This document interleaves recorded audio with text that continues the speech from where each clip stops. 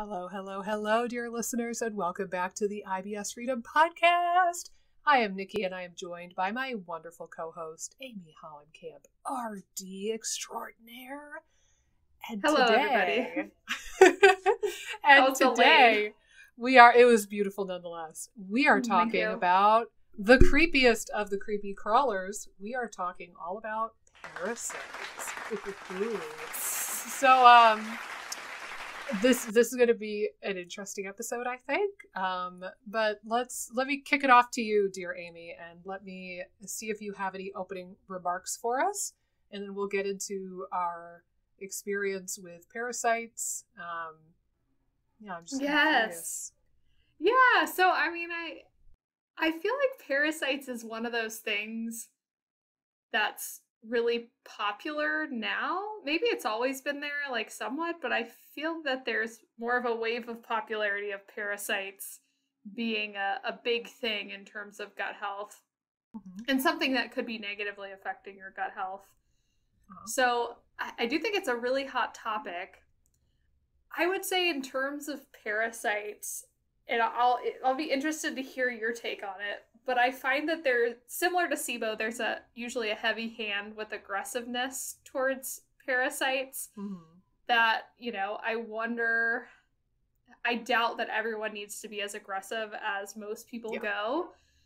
So that's the main thing I'm seeing. But I mean, there's certainly some parasites that can be problematic and that can maybe raise some hell in your gut that we can explore on this podcast. But yeah, I'm glad we're jumping into it because I do think it's a hot topic, and I find that a lot of the strategies tend to be pretty heavy-handed with clearing, with probably not enough focus on looking at the gut ecology as a whole, making sure your good microbes are supported. So that's kind of my general take. I'd be curious to hear your thoughts on parasites. Oh, and I will add too, parasites are always the things that I get random poop pics for, like from clients. I will say, and if any clients are listening, give me a warning in the subject line if you're going to send me a poop pic before I open anything. That would be much appreciated. Yes. Than just a poop pic, no subject line warning. And then you open it at a Starbucks and the people behind you are like judging you for your hobbies. Right. What's this girl into? Yeah, I agree. Luckily, the times when that has happened for me, people will like text or email first and ask, is it okay if I share a picture of my poop? And then I have the option to decline if I want to, or I'm at least mentally prepared. But yeah, I think, let me ask you this controversial question. Okay. Do you think parasites are overdiagnosed, underdiagnosed, or right spot on? I think overdiagnosed would be mine. Well, and I think too, it's almost like hydrogen sulfide SIBO. Like, I feel as though people are like, oh, we can't find anything else. Could be a parasite that's not on a stool test. And maybe, again, like your stool testing shows some parasites that are registered. Yep. Specifically, like the GI map has parasites that they flag. And I know that, like, life cycle of a parasite can affect how it shows up on a test, too. So I just find a lot of times it's overdiagnosed, and maybe even that's the wrong way of putting it. It's overemphasized. Over-hypothesized? Right. Like perhaps? There's too much energy going just to the parasite instead of energy around the whole environment of the parasite and analyzing the whole case in the context of you having that parasite. Does that make sense? Yeah, I think I'm picking up what you're putting down. Yeah. I think what I've observed, and why I asked that question to start us off, is that I've observed there are people who I think have parasites and they are not adequately diagnosed. And then when they are, it's like, whoa. Like, I still remember there was this one lady that I worked with, and she had been told she had IBS. She had celiac disease. She was gluten-free, still really bloated, diarrhea. She had Giardia. Oh, God, Giardia. And this was not some fancy schmancy functional medicine lab. Like, this was LabCorp. Right. And all her provider had to do was order a freaking stool test. And nobody did this for her. And then it turned out she had Giardia. And we were scratching our heads. She was like, where did I get Giardia? And I remember her saying, she's like, I don't go anywhere. Like, I don't travel. I don't leave. I walk to the dog park with my 2 golden retrievers a couple times a day. That's it. Yeah. And she like worked from home before it was cool. Like, she was like, I don't know where I would have picked this up. And I was like, beats me, but let's nuke it. So you know, there are people out there, and I think I was an example of this. # don't drink the creek water, kids. But like, oh man, I'm sorry I didn't get a chance to bring that up before you. I really wanted. Oh, it was bound to come up. I had it in my holster to talk about your creek water incident. So you know what's fabulous, I'm glad by you the way? Brought it up. You know what's fabulous? So 2 of my old roommates from college who are on my team, both of them have dealt with chronic, severe iron deficiency in their adulthood. And it occurred to me a couple weeks ago, I was like, oh my God, I should send them our iron episode. Maybe there's something helpful in there. And I think both of them got back to me and said, hey, thanks for sending that. And at least one of them said, I told you not to drink that creek water. So we must have mentioned it in the iron episode because Maggie got back to me and was like, I told you not to drink that water. I was like, I know. Anyway, so Maggie, you were right. I was wrong. So did you have Giardia? I did. So I actually pulled up my stool test to discuss. Okay. Yeah, I found it in the archives. And what it says here is cryptosporidium was positive. And I'm quoting, parasite present, taxonomy unavailable was positive. So I had an mystery thing. Parasite? Whoa. I had an unknown parasite. It would have resided in the Tonawanda Creek in Amherst, New York. Right. Maybe we should just name it Tonawanda. That'd be fantastic. Yes, it's the Tonawanda parasite. Yes. But and it says right here, it says, a taxonomy unavailable finding likely indicates an ingested protozoan and not a human parasite. It does not indicate treatment unless patient symptoms and other inflammatory markers are consistent with parasite infection. But I had another one too. I chuckle because I'm like, I had 2 parasites, one of which they couldn't even identify. And this was years and years after I drank that stupid creek water. So Lord knows if these were fresh or if they were in me for a couple years. I don't even know.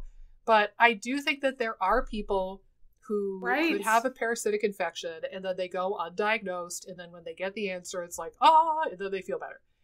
But the promise of that, the possibility of that is so sexy and tempting to people who are still suffering that I do think that there's many more people. Like, for every one person where that first scenario is the truth, there's probably 10 people who have convinced themselves that they must have a parasite because they have treated their SIBO 10 times with rifaximin and nothing has helped. Or they have done every restricted diet, they're down to 10 foods and they still have bloating, and it must therefore be something exotic like a parasite. So I think that that's much more common, as opposed to people like me and this other patient who had a full-blown parasite and had no idea. Right. Well, and I think that, too, I mean, parasites are such a broad spectrum of things. I think we always think creepy crawly with parasites, like they all must be bad. But again, we don't necessarily know all the ins and outs of every parasite either. True. And how it's affecting things. And I'd imagine, again, it's similar to like bacteria. Like, there could be some parasites that could be doing some beneficial things in your body. Yeah. And like there is some really nasty parasites that you don't want, like Giardia. Like, you definitely want to get Giardia under control. Yeah, that's the thing. It's a spectrum between real nasty and quite possibly beneficial. Right. Yeah. And I totally do think, agree. I will say that is one thing that I appreciate about the GI map as an example. This is not my stool test of choice these days, but I will say they organize it so that first page of the report is all pathogens. And those things, like if you look at that list, Vibrio cholera, Salmonella, Shigella, Campylobacter, like those are clearly bad bacteria. And if you look at the parasites, it says Cryptosporidium, Giardia, and Entamoeba histolytica. Like, okay, yeah, those are 3 parasites that you don't want. So I'm willing, if something shows up positive on that first page of the report, one of those 3, I'm willing to say, yeah, we're going after some parasites. Right. But further down the pipe, you know, if somebody comes back with like I think I've seen some cases from this report with Endolaxima nana, and I've tried looking it up, and I'm like, I don't know if we really know a lot about this one. Right. I don't know if I want to go in guns blazing. Or even like Blastocystis hominis. Mm-hmm. Now there's some evidence, like the probiotic advisor guy has a good course on this. Like Blastocystis quite possibly is either neutral or maybe beneficial. And it could be a sign of good bacterial diversity. He equated it to an apex predator, kind of like if you want Yosemite National Forest to be healthy, you need the wolves there to make sure that like the deer don't overgrow, or I don't know. You get the idea though. Like you need that apex predator in place to keep the ecosystem healthy. So if you took away the wolves, that would be a bad thing for, Yosemite versus, maybe Blastocystis is actually a good thing to have around. And just because it's labeled as a parasite, maybe we're going after it too much. So I don't know. And I'm definitely guilty of that too. I've had cases where like I saw Blastocystis and I thought it needed treatment. And now in the last couple years, I realized maybe that's less the case than we thought.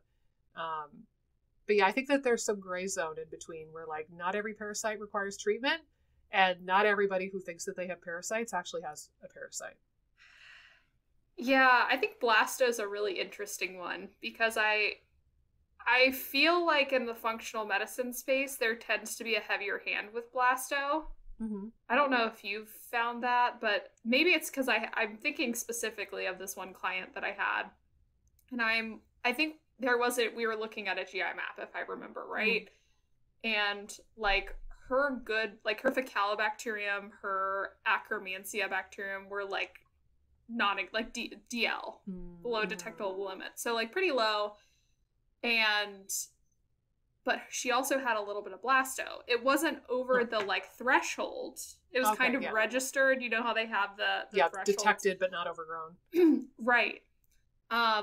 So, and I think she might have had a little bit of H. pylori, but again, we could talk more about GI map and H. pylori, but like she had some different stuff to potentially attack. And she had a lot of upper GI symptoms. So I think at the time I'm like, let's sort of just like focus on trying to get stomach acid where it needs to be, work on building up some of the good microbes. I'm not really super concerned about the Blasto at the moment. Yeah. Yeah. And she was working with another provider who was very adamant to like just torch the Blasto, like, and I do think I remember the probiotic advisor also says like the strain might matter a little bit. Yep. Even that again's a little hypothetical. We probably need more evidence anyway, but so she was like, we have to figure out the strain, and just getting really hyper focused on the Blasto, but I do find that Blasto is one that people can be pretty heavy handed at and prescribe things like Alinea for. Which again, I just don't know if that's really warranted I would want to make sure other factors were in line before I'd go after a parasite like Blasto. Yeah. When there's a lot of conflicting evidence with it and the person's not necessarily showing symptoms of that specific bug, and it's not even overgrown according to the test. So according to GI map. Right. Well, and for what it's worth, I've noticed this on these reports. I have yet to see one come back positive. But on the Psomagen Gut Biome Plus, they do show the 4 different subtypes. So I can see there's a Blastocystis species DMP02328. There's a Blasto subtype 1, 3, and 4. For my report that I have here handy here, all of them were at 0%, which they deemed average. But yeah, you could apparently get a little bit more information about subtype with that test. But other than this one test, I don't know of a single test that does the subtyping on Blasto. I've never seen it before other than this one. Yeah, I'm not sure either. And I think too, like the and I'm glad you brought it up, the outright pathogens that are parasites is a totally different story. Yeah. I just find, again, this might be like my population of people that are coming to me, and maybe it's because they are like desperate to like find that, they just haven't killed that one thing yet that's holding them back. But I just find that there'll be like something on a GI map that shows up. Maybe it's Blasto, maybe it's one of the other ones. And I will give them credit, even when you look at the GI map, like interpretation guide on some of these things and get a little bit more like they're not, a lot of them are like strong killing approaches. Like some of them are like, oh, analyze symptoms, like does it make sense? Like there's still a level of analysis you have to do. But yeah, that's typically, again, what I'm seeing a lot of is sort of like taking a low level of something on a GI map and blowing it up to something maybe bigger than it truly is. Or again, maybe that's there, but you'd be a lot better off focusing on building up your bifido or building up your Faecalibacterium or building up your mucosal defenses. So that nothing's kind of overgrown, is sort of my take on it. Well, and one of the things too, especially with Giardia, is that a lot of parasites, like there will be damage from... Someone knocking at your door? No, I'm next door to a Domino's, of all the places. I'm like the gluten and dairy-free person. And I'm right next door to Domino's. And every now and then they make a ruckus. So sorry, you guys, if you heard that. Domino's. You and your evil gluten. So anyway, one of the things... God, where was my train of thought going before I got distracted by the Domino's people making a ruckus? Shoot. Well, hopefully the thought comes back to me. That's a little bit of a brain fart moment. Oh, that's okay. That is okay. I think what I was going to say is that, again, I think that there's this element of like desperation, people looking for answers, wanting answers, and honestly, who would not find the concept of Holy Grail super appealing? Like, if you had just one thing that you needed to kill, and then you were done, and like your IBS magically disappeared after you killed that one magical thing, like, oh, all day, every day we would look for that one thing.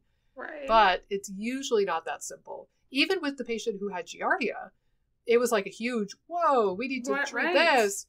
And treating it until stool testing came back negative was one part of the journey. But there was, this was the point I was starting to make, is that there is damage that is done by the parasite itself. And then there's oftentimes a wake of inflammation or dysbiosis or epithelial damage. And you need to correct those as well. So it's not even just about killing the Giardia, even though Giardia is very worthy of killing.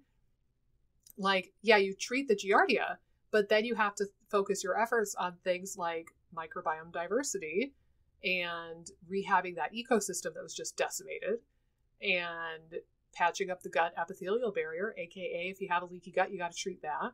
You got to treat the inflammation and basically just kind of soothe your poor gut because it just went through a lot. So it's like, don't hyper focus on the killing of the parasite. Make sure that you're still doing the healing work and make sure that you want to have a good, healthy immune system that is capable of helping you overcome parasites, and you want a good, healthy epithelial barrier, and you want a good, healthy microbiome.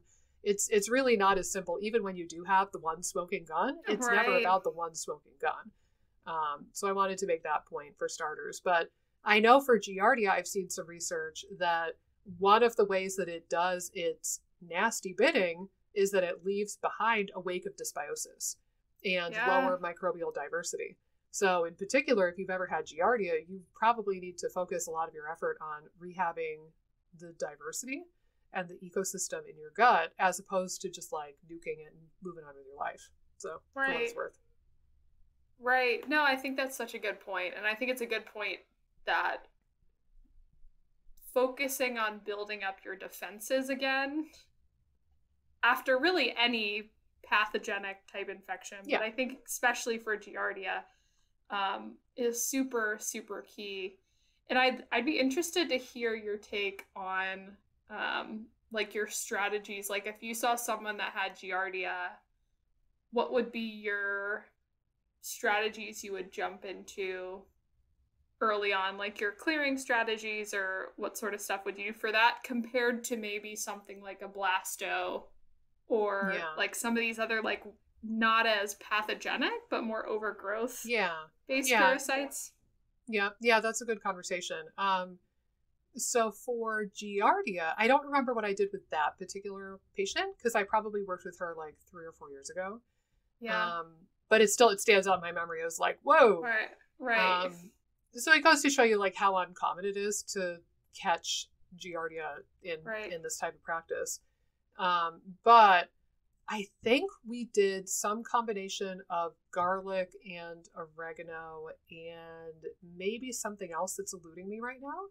But I know I've seen research on garlic, even to a point like if you crush up a garlic clove and just eat that, I think like you do that a couple times a day and within a few days the Giardia is gone. So even just like simple FODMAPy yummy garlic can go a long way, raw particularly. But I think we did like some garlic capsules because she couldn't bear the thought of gagging down raw garlic. And I think we did some oregano. I think I remember seeing some research on that. I would have to look up what I did with her. But those I think are the two big ones. For something like blasto, nowadays I don't know if I would mess with it personally. The other big category that I've seen mostly from GI map testing is worms. I have seen a moderate amount of like old world hookworm and new world hookworm come back positive. And those I'm usually willing to treat also. But honestly, I wouldn't even bother with the hippy dippy stuff. The couple times I've seen those pop up, I've actually had patients bring in their test results to their primary care and ask for a couple days script of an antiparasitic. I forget which one now. I would have to look at it. I wrote it down. But like if you look up some of these like dewormer drugs, basically, marvelously effective. You take a dewormer for like 3 days and it's like 97% effective. Like why on earth? Why would you bother with 2 months of oregano and berberine and artemisian or whatever it might be? Like, why would you bother if you could do 3 days of a prescription and have like a 95 or 97% clearance rate? Take the drug. So honestly, that's the route I would go with that. I don't think I've seen tapeworm or some of the bigger worms as of yet. I don't know if I've seen pinworm show up either. But theoretically, maybe I would use other stuff. I know a lot of practitioners rave about it. There's a what is it? Cellcore is the brand. Cellcore, hold on, I'm literally looking it up right now. Cellcore has a product called Para 1 and Para 2, so Parasite. Para 1 is a Mimosa pudica seed. Here's what they say on their website. Ready? Para 1 is Cellcore's flagship immune and digestive support product. Made from Mimosa pudica seed, this fat-soluble supplement has the ability to deliver tangible, visible results. In the digestive tract, Mimosa pudica seeds become jelly-like and sticky as it scrubs the gut and grabs unwanted elements in the digestive tract. I don't know about that. But the idea is that it's kind of sticky and it binds to the parasites. And I have talked to other practitioners who say that they've had patients take this for like a month and they literally poop out worms. And they can see worms. Oh my gosh. Yeah. I haven't experienced that. I played with it a little bit. I wasn't really impressed when I tried to use it with a handful of patients. But theoretically, maybe that would be something useful for like a big honking worm, for example. But again, depending, if it was something like tapeworm, I would have to look up the efficacy of like a dewormer drug. But that's probably something where I would just say, take the 3 days of the medication and just be done with it. And then we can work on the diversity and the leaky gut and all of that stuff after the fact. But I've heard people say that this product is good. I just haven't seen anything crazy from it myself. The other thing that I think is pretty commonly used, you know, in like the functional medicine space, is that if you look at a lot of products, so for example, oh gosh, what is it called? Hold on. There's a product called GI Microbe X. Are you familiar with that one? Mm-hmm. So it's from Designs for Health. And if you take a gander at it, the ingredients on this was formulated primarily to be an anti-parasitic, although people sell it as like an anti-everything support product. Like, oh, if you've got SIBO, take this. If you have dysbiosis, take this. I don't use it a ton.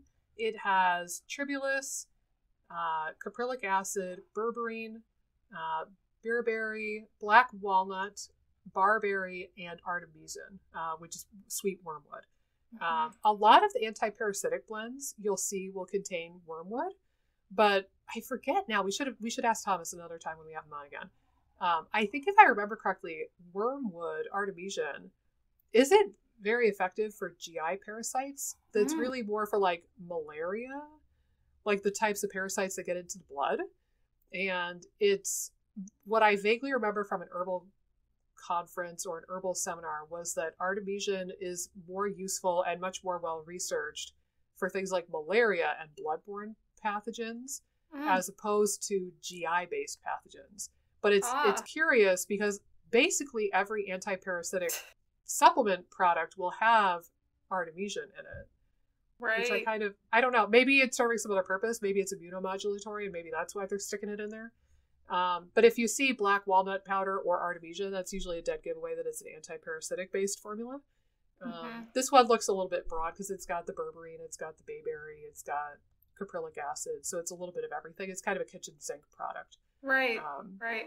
But theoretically, maybe this would be helpful for somebody, a product like this. Yeah, no, again, I actually like GI Microbe X. I will say, too, I think Integrative Therapeutics has a supplement called Paragard. Yep. That's pretty good.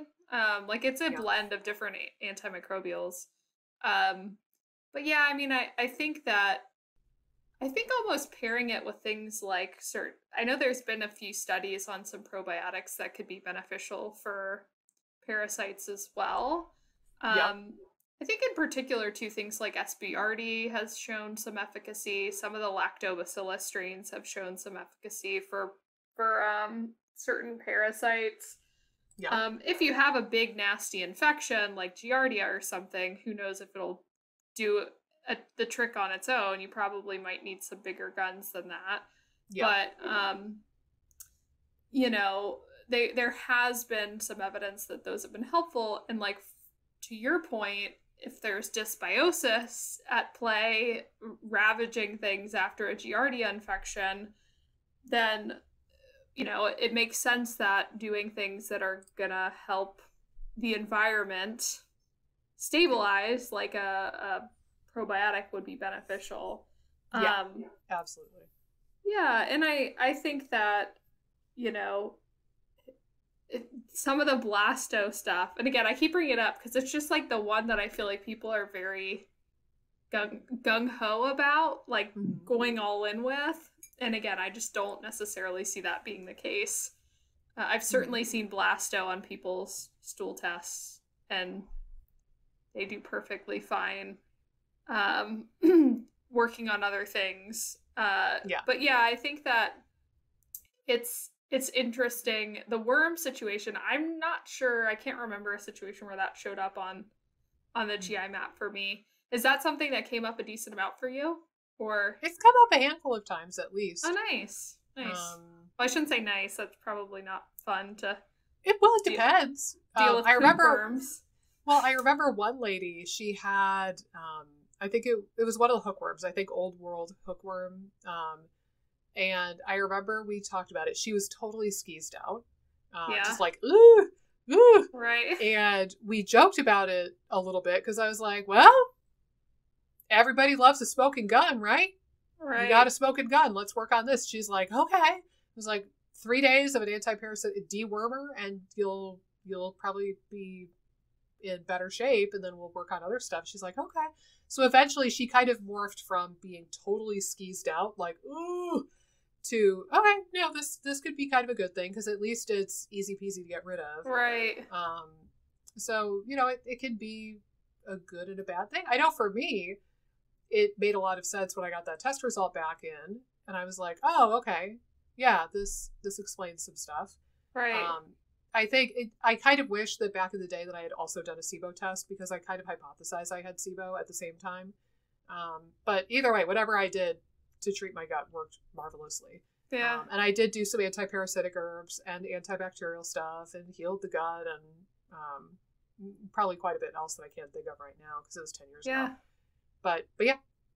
Nice. Let me ask you this. What about, let's paint a picture. If somebody came to you and they were like, look, man, I've got parasites. I just know it. How would you go about testing them probably? Do you think probably the GI map would be your go-to? Maybe. Again, it depends on their relationship probably to their provider, maybe their primary care provider. Because, I mean, they could do parasite testing through what you were saying, LabCorp. Yeah. But yeah, I mean, I think that a GI map would be something that would be easy for me to run, probably a little bit more expensive for them than running like a LabCorp test. You'd be surprised though. That's something I've just started recently. Yeah. I had something. Now, I don't know if this woman has particularly crappy insurance. Right. Or, you know, I don't know if this is a fluke or if this is the norm and nobody else has told me about it. But I had a woman recently where we ran, usually if I do stool testing through LabCorp, I'm hunting for pathogens. So usually I'll do, they have a PCR based stool profile, and it's mostly looking at pathogenic bacteria. It's very similar to the first page of the GI map, actually. So I'll usually do that and an ova and parasite exam, all from the same sample. And sometimes I'll throw on, you know, elastase or some other marker. But I had somebody recently who said that if the insurance decides to not cover that LabCorp stool test, it's $700. Oh my gosh. So in that regard, you could get a GI map for like $350. Right. Or maybe less depending on your insurance if you have out-of-network benefits. So actually, I'm kind of going to shift a little bit. The thing is, I had gravitated away from doing the GI map because there was so many stupid asterisks where I was like, oh, they say you have good bifido, but, and then I had to explain why their bifido levels might not tell us as much. Or like, oh, they say your Akkermansia is fine, but, and the Faecalibacterium is fine, but, and I was like, I was making up excuses and trying to explain so much of what I think the GI map does incorrectly that I finally was like, I can't run this test anymore. But what I will say is I do think the GI map is pretty good at assessing for parasites and pathogenic bacteria.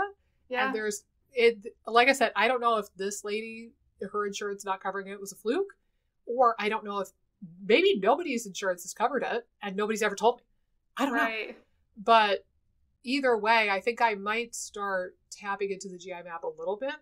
And then I'll probably have like a little bit of a handout or a video that I give patients where it's like, all right, here are the things that this test does well. Here's what it doesn't do well. And then I'll have to pair it with another test, like a 16S test or Psomagen, so that we still get that nice overview of what the ecosystem looks like. Because I don't think we can rely on GI map for like bifido levels, for example. But it does seem to do a decent job of parasite testing, and I think I might tap into that a little bit more in the future. The one and only downside I could see to the GI map as far as testing is that, to your point, where the parasite is at the life cycle might influence the test. So at least back in the day, I know when I was using doctors' data for theirs, they would, if you wanted to do parasitology, it would be a 3-day collection. I don't know. What I will say is interesting. So I pulled up a result here. On a LabCorp ova and parasite exam, when it comes back negative, they will say, final report, these results were obtained using wet preparations and, oh, hold on, that doesn't matter. Results, no ova, cyst, or parasite seen. One negative specimen does not rule out the possibility of a parasitic infection. So LabCorp even puts that little disclaimer like, hey man, you could totally still have something. We don't know. It's just, it's like, it lowers the likelihood, right? But it's not a complete yeah, I could check this off Right. with one single stool test. So I will say, I've had it's rare, but I've had at least a couple of patients, one lady comes to mind, where we were otherwise convinced she had a parasite. And usually the thing that motivates me to think that is high eosinophils. If I see elevated eosinophils on a blood work panel, like I think this lady had like 30% eosinophils, it's parasites until proven otherwise. And I think we did 1 or 2 stool tests through LabCorp and it didn't turn up with anything. And we ended up doing a bit of treatment for parasites with like a broad anti-parasitic blend just to kind of see where we would get. And I do think it helped lower her eosinophils a bit. Now, granted, like eosinophils can go up for other reasons, but their big job, their big reason why they tend to go up is parasites. So I will say that is, you know, the people on the IBS forums and the SIBO forums who are like, I have a parasite, I just know it. Like, I'm usually very uncompelled to think that. But if somebody comes in and they have sky-high eosinophils, and I can't find any other reason why the eosinophils might be elevated, I'm kind of thinking it's parasites. In which case, I'm just going to chalk it up to a false negative on the test, and I'm probably just going to treat for it and see what happens. Right. If you treat for the parasite and then the eosinophils come down, that's telling. Yeah. I would go with it. So for sure. Yeah, there have been cases, but it's few and far between. Right, and I think that's the hard part, because it's like, there definitely are true cases where parasites are causing a lot of problems. Yeah. But then there's like so much hype and noise about parasites that can get people all fired up and convinced. And it's like our jobs as practitioners get a little bit trickier to wade through the actual evidence, the presentation of the symptoms to see if this really makes sense. Is this an area that is worthwhile to explore? So it is a juggling act, I think, on our end. Yeah. Well, we never want to appear like we're being dismissive. Right? Like, if somebody comes to us and says, I just know I have parasites, we don't want to be the asshole who's like, no, you don't. You're crazy. Right. Like, that doesn't serve either of us. Right. So you want to have a dialogue and be truthful and like give your credentialed opinion of like, maybe let's do some testing. Right. Let's try to put the puzzle pieces together. But I do think, I think it's tricky. I have had some patients who were utterly convinced that they had a parasite, and when I told them that I really, really, truly did not think that was the case, they stopped working with me. It's like, all right, you keep hunting for that one magical provider who will say, yes, you have a parasite. I believe you. Let's nuke it. I don't know if that's going to serve you, but I hope it does. And I think, be aware of people's biases. I theoretically could have turned into the queen of parasites, right? Like, because I had 2 parasites, and then I treated my gut, which included some anti-parasitic herbs, among others, and I got better. So I could have turned into the poster child, screaming it from the rooftops, and I could have turned into this, like, almost religious person that everybody has parasites. Everybody needs to kill the parasites. OMFG. But I didn't, thankfully. But I think there are providers and there are people out there. It's like, and I've seen this in the SIBO world, people who have SIBO, not always, but sometimes, they think everybody has SIBO. Right. Everybody. Like, oh, you have SIBO, you have SIBO, you have SIBO. Right. Even if it's like unrelated, like, oh, you have Hashimoto's and literally no digestive symptoms, you have SIBO. It's like, well, calm down. Yeah. And similarly, the people who were helped by parasite work sometimes will turn into the, oh my God, everybody has parasites preachers. And people with Lyme disease will go on to become the everybody has Lyme disease people. And it's like, well, no, they don't.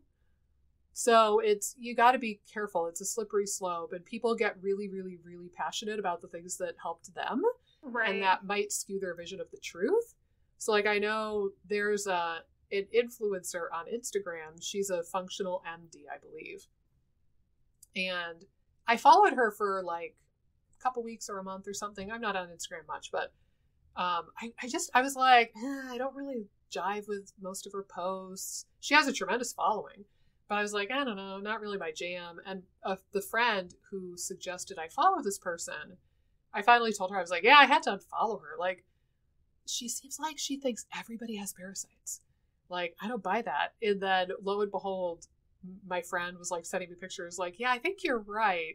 And this MD did this whole, the series about like, it's the full moon. This is the best time to kill parasites. Everybody has parasites, so everybody needs to do a parasite cleanse. And I'm like, no, they don't. Right. Stop freaking people out. You have thousands or millions of people following you on Instagram. Stop it. Stop it. Right. They are respecting your medical opinion. You're a medical doctor. Stop telling them lies that everybody in the world has parasites, because it's just not true. And you're freaking people out. And then they come to you and I, and they're like, I have parasites. We all have parasites. And we have to be the ones who are like, that influencer was wrong. I'm sorry. Right. Well, and I think you're right. Even in the SIBO space, it reminds me of like the percentage that gets thrown around a lot for like 80% of people with IBS have SIBO. I mean, I think that's pretty high from my personal opinion. But yeah, I mean, I think it's the same thing with SIBO. Like, everyone has SIBO, or everyone with IBS has SIBO, and it's just not true. And I think in your case, all we need to tell people is not to drink creek water. Don't drink the creek water. Don't drink the creek water, or you're gonna get that. What's your parasite's name? Cryptosporidium and parasite detected taxonomy unknown. Well, no, we renamed it the river. Oh, yes, the Tonawanda parasite. Yes, the Tonawanda parasite. So, yes, as long as you're not someone that was sipping the creek water, like sipping Nikki. Yes, but yeah, I mean, I think that it's a tricky space to operate in, because obviously, if you're on a gut journey, you don't feel good. No. And I remember, like, during my SIBO journey, a level of desperation at times of like, oh my gosh, it's a heavy metal issue. Like, oh my gosh, I have so many, like, I'm like, so you go down a rabbit hole when you're desperate. Like, every month I felt like during my journey, it was like, oh, I found, like, it's my thyroid. I know it. Like, and then I'm low iodine. I'm low iodine. That's it. And it's interesting, because I had a client yesterday, and we were talking, she was telling me about some previous providers that she worked with too. And it, like, one of her previous providers told her all she had to do was sit in a sauna for 2 hours a day and she would be healed. Oh gosh. But it's this, and I had to she chuckle. Hydrates. Right, I had to chuckle, but it was, I mean, it's that sort of mentality of like, oh, it's the one thing, what you're talking about. I just have to find that one thing. And I feel like getting out of the mentality that it was one thing really helped me move forward in my gut health journey, because you can see different angles of, oh, maybe I do have a suboptimal thyroid, but I also have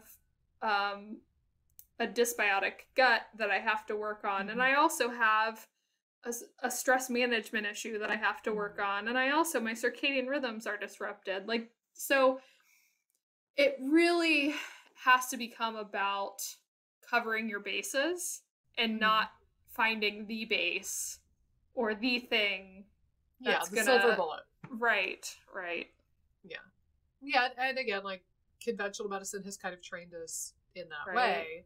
All of us, if you grew up in the developed world, quote unquote, then you will have some of this mindset. Even me, like, I am in this integrative, functional, holistic space for a living, and I still catch myself thinking in like an allopathic, reductionist way sometimes. Right. But I'm trying to, like, you try to snap out of it. But, conventional medicine has taught us that we have to look for the broken thing, and then we have to try to fix or remove the broken thing. And it's taught us that we can take a pill and then feel better within 20 minutes, or certainly within a couple of days.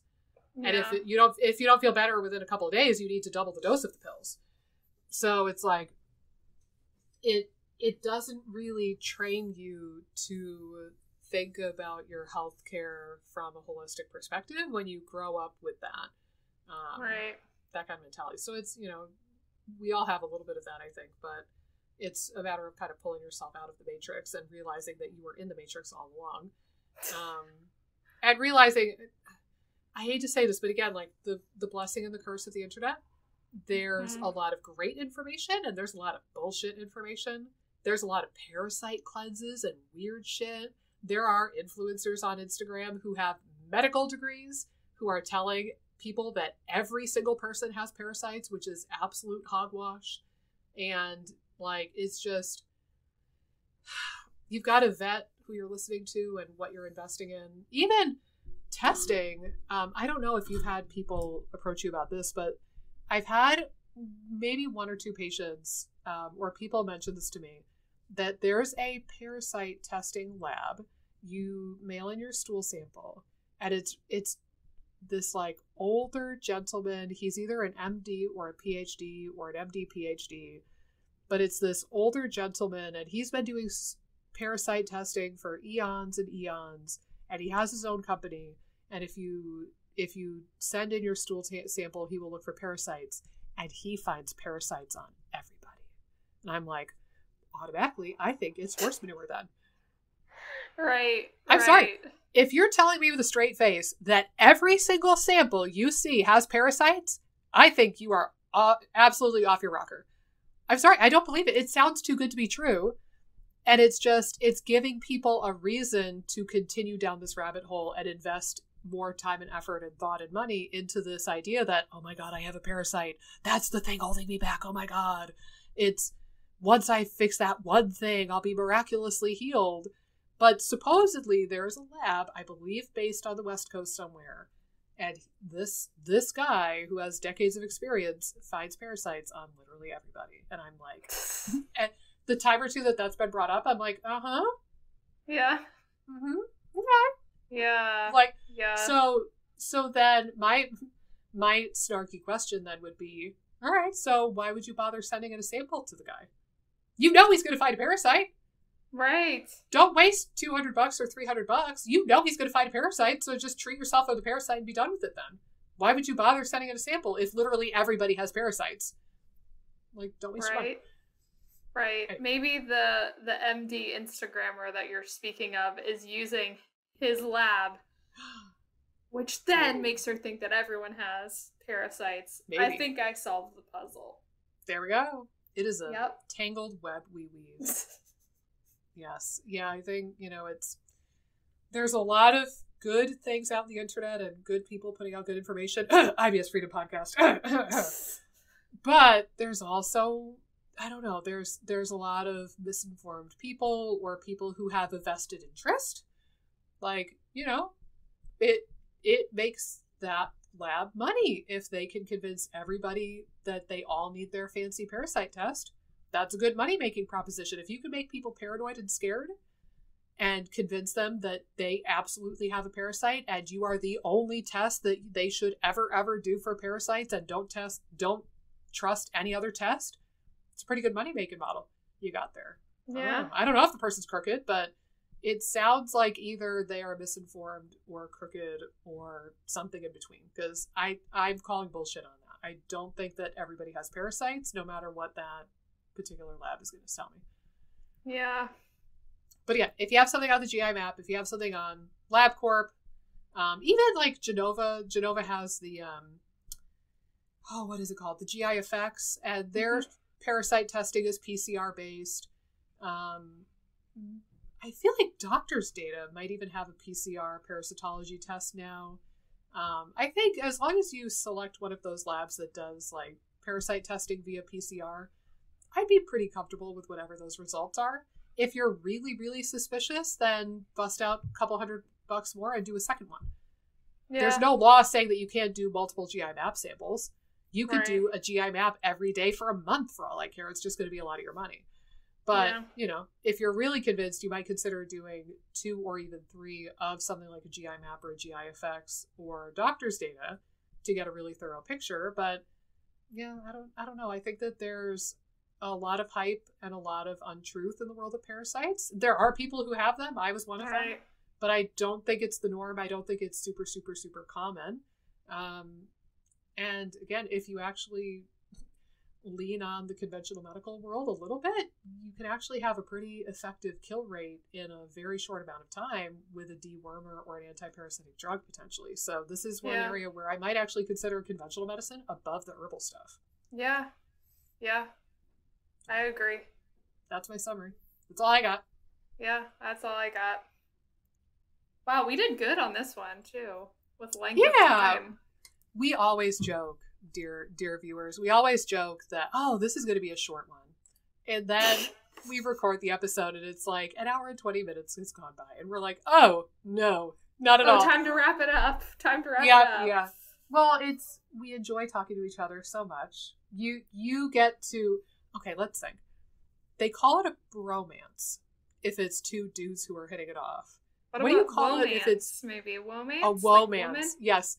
Yeah, you guys get to just be a part of this womance as Amy and I develop our relationship more and more completely, and we talk about things like poop and parasites and SIBO and everything in between. But yes. But yeah, we get caught up in talking to each other, so we record these nice long juicy podcast episodes for you because we just can't be torn away from each other. And I also wanted to give you props for using the term hogwash, which it's been a couple minutes since you used it, but I just wanted to give you some props. It's a good one. It's a good word. Thank you. You know what one of my favorite words is, randomly? What? Cattywampus. Oh yeah, you've told me that before. Oh, it's such a good word. It's hard to really like fit it into everyday life. So sometimes I just have to bring it up like this, but it is such a good word. Yes, I love it. Just underrated. Yes, underrated. For sure. All right. Well, I think I got nothing else for parasites. I don't think you have anything else for parasites. I do not. I mentioned, let's see, we talked about eosinophils. Oh, just let me rabbit trail one more time on the eosinophil thing because this is related to parasites. Yeah. Here's the mental framework of why I've had a couple of patients with crazy high eosinophils and we ended up treating for parasites. I, generally speaking, trust the body more than I trust our conscious minds. Like, our perception of reality can get warped and distorted, not distended. And sometimes we miss things because we're only human. But I want to give benefit of the doubt that the body knows what's up and it's trying to send us signals and it's trying to do the right thing. So with the eosinophils, it's like, all right, if your body is cranking out 30% eosinophils, who am I to disagree? Right. Your body seems pretty well convinced that you have a parasite. Let's see what happens. Let's go after it. And then I'll do, empiric treatment for the parasite. But I do think that in conventional medicine, and to some extent in functional medicine, there's this attitude of like, oh, the body is wrong, let me fix this. Or the immune system is wrong, or the immune system is misbehaving, let's fix it. It's like, you can try to suppress the eosinophils in this example, but like, if you really do have a parasite, your efforts are going to be thwarted, and the eosinophils are just going to bump right back up until you get rid of the parasite. So it's like, you can play the games trying to balance the immune system or suppress the eosinophils, but you need to treat the root of why the eosinophils are elevated. And again, until proven otherwise, I'm usually thinking it's probably a parasite or really wicked, really, really profound GI-based inflammation. That can happen too. Sometimes they'll go up a little bit in like allergenic conditions and like histamine stuff. But I'm talking, like 5%, 6%, not 30%. Yeah. So if I'm seeing anything above honestly, anything above like 8% eosinophils, I'm starting to really think parasites until proven otherwise. And honestly, even if we prove otherwise, I'm still probably going to treat for parasites. Right. It's just a matter of, it's nice if we can get a lab test result where we can identify the thing. And then we could use that to go get a prescription or target it more accurately. But like, I don't know. If the immune system is convinced you have a parasite, who am I to disagree? With my smarty pants know-it-all brain? Nah, let's just believe the immune system and run with it. I don't know. I believe agree. you. I believe you, eosinophils. So try to help the body out, help the immune system out when it is sending out that Mayday SOS whenever you can. Yeah, for sure. So, for sure. It's worth. Okay. Well, guys, I think we have exhausted our brains of all that is Parasite. So in closing, I would say parasites are out there. It's not that I'm a denier. It's just, I do think that a lot of people think it's the Holy Grail. And it's like this silver bullet that has so much promise and potential. And I just don't know if it's the answer for the vast majority of people listening to this podcast. I think that there's a much higher likelihood that you're dealing with bacterial dysbiosis, yeast-based dysbiosis, leaky gut, poor vagal tone, gut-brain axis, stress kind of stuff. I think that there's a lot more likelihood that those things are going on as opposed to the Holy Grail of the parasite. But you could always do a GI map or 2 or 3 and try to confirm or deny that. Look at your white count, but don't hang your hat on the parasite thing if there's not a really good reason to do so. And then, like I said, you've got natural options, you have prescription options, you have a whole world of potential things that you could do to try to nuke the parasite if you find one, and then clean up the dysbiosis and the leaky gut after the fact, because it's almost certainly going to be there. And as always, you guys know the drill. If you could give us a 5-star rating on iTunes, give the video a like, a comment, subscribe to our YouTube channel. If you could share one of these videos or one of the podcast episodes, or just drop the name of the podcast in one of your IBS or SIBO groups or gut healing groups, that would be so, so wonderful. I want to get this information out to the people who really need it the most. And as always, we will see you on the next episode of the IBS Freedom Podcast. Goodbye, my darling. Until next time. Talk to you later.